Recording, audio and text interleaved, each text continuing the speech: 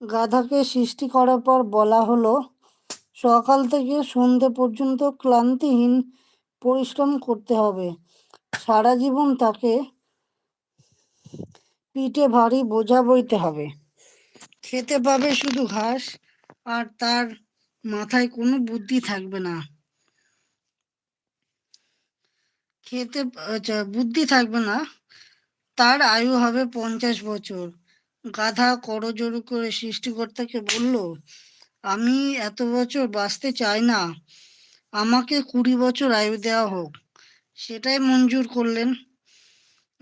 কুকুরকে যখন সৃষ্টি করা হলো, তখন তাকে বলা হলো সে হবে মানুষের সবচেয়ে বন্ধু, কিন্তু সে খাবে মানুষের উচ্ছিষ্ট, এবং তার আয়ু হবে 30 বছর।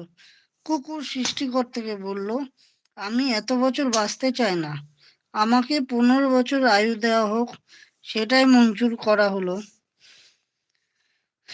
এরপর বানর বানরকে বলা হলো, তুমি শুধু গাছের এই ডাল থেকে অন্য ডালে ঝুল খাবে এবং নানা রকম ফন্দি ফিকির করে মানুষকে আনন্দ দেবে।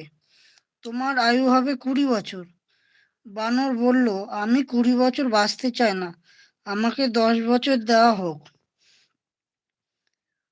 সেটাই মঞ্জুর করা হলো। এবার এলো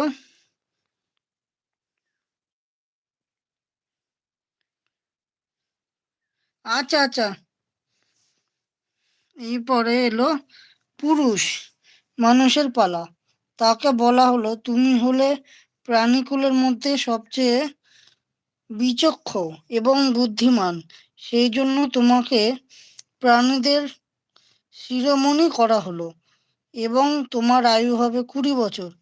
তখন পুরুষ মানুষ বলল, করজোড়ে বলল সৃষ্টিকর্তাকে যে 20 বছর আগে অত্যন্ত কম। হে প্রভু, আমাকে ওই যে গাধার সে যে 30 বছর আয়ু চায়নি, সেটা আমাকে দেওয়া হোক। ওই যে কুকুর 15 বছর ফিরিয়ে দিয়েছিল, সেটাও আমাকে দেওয়া হোক।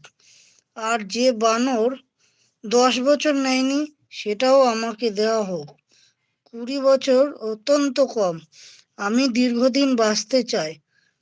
সৃষ্টিকর্তা সেটাও মঞ্জুর করলেন।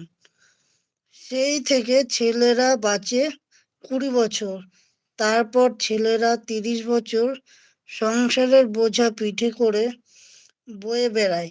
সেটা কার মতো? গাধার মতো। তারপরে 15 বছর তার ছেলে মেয়েরা যা দেয়, সেই রকমই ঠিক কুকুরের মতো উচ্ছিষ্ট খেয়ে বাঁচে। আর কি? তারপরে বৃদ্ধ বয়সে ঠিক বানরের মতো যেমন গাছের এই ডাল থেকে অন্য ডাল ঝুল খায়, মানুষ তেমনি এই ছেলের বাড়ির থেকে ওই ছেলের বাড়ি, আর নানা রকম ফন্দি ফিকির করে তার